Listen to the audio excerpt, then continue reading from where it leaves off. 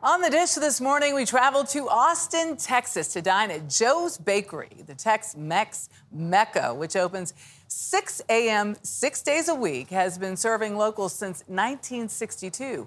More recently, the family-run eatery has attracted attention nationwide after receiving one of hospitality's highest honors. Brook Silva-Braga got up early to spend a day at Joe's.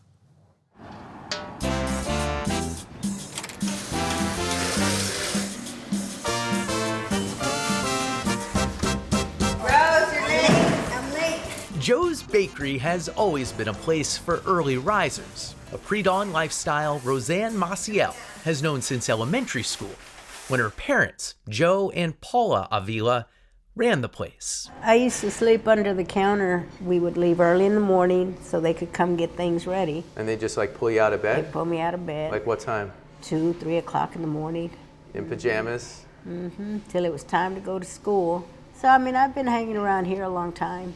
9:32. Rose and her daughter Regina Estrada now run the place, a neighborhood hangout too boisterous. How you doing? I'm good, how are you? To imagine anyone sleeping under the counter. It's loud. Sometimes you can't even think, it's so loud. But don't ask to turn down the jukebox. Many of these Mexican-American singers could be sitting at the next table. Ruben Ramos comes in all the time. And sure enough, a couple hours later, Disculpe la molesta. there he was, Ruben Ramos. El Gato Negro himself. Everything changes, but the place is still the same. So we love to come here because we know what we're going to get. It's home-style Tex-Mex. The salsa still made in-house from fresh jalapenos. Tortillas, 1,400 of them a day, are pressed into balls, then flattened and cooked. This is the one and only tortilla maker we've ever had. She's it. How long you had her? I want to say 30 years. It's long enough that when she starts needing stuff replaced, it's not as easy to find it anymore. Yeah. One part inheritance, one part duty. It's now mostly Regina's job to keep her grandparents' recipes coming out of the kitchen. Why do people love the bacon so much? So it's a 2-day process. Hand dipped in flour. It sits in the refrigerator overnight, and then they cook it on the grill. So it has the illusion of being fried, but it is not. It's not fried. It's not fried. Why doesn't everyone make it this way? I don't know. And why doesn't everyone make rich, cumin-soaked carne guisada like this? Oh, wow, that's really good.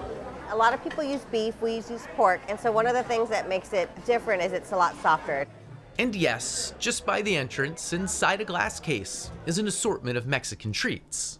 How much is a cinnamon cookie? They're 50 cents. 50 cents. So the 50 cents is not keeping us in business. So why do you keep them on the menu? Being a baker was my grandfather's passion. So that's one of the reasons why we continue with the bakery.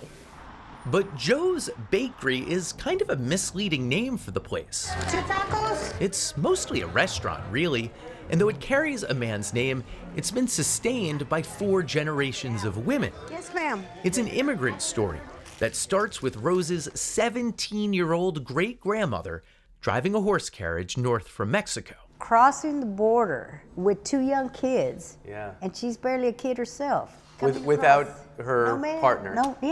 No partner. It's been a female-run organization for some time.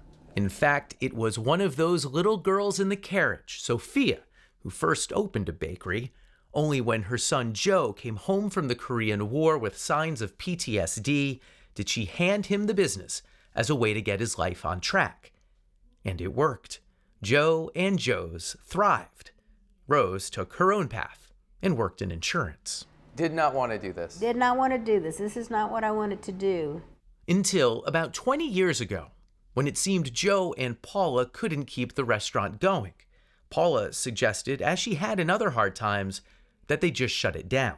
And you see the blood, sweat, and tears that your parents have put into this job. And so when he got sick, I said, don't worry about it.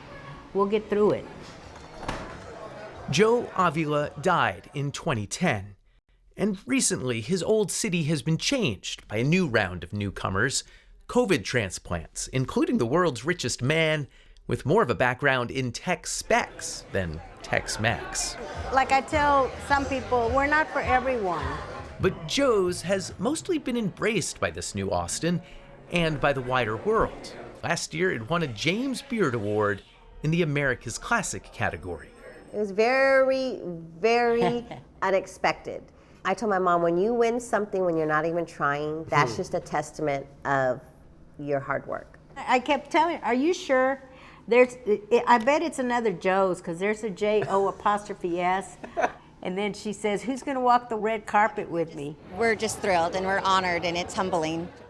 After that night of glamour, it was back to East 7th Street at 5 a.m., where the economics of a family-owned restaurant are still a struggle. And the Avilas say safety in the city has become a serious concern for them. Do you want to keep it going? Should you close the door like Grandma says? Grandma's been saying that for the last 50 years.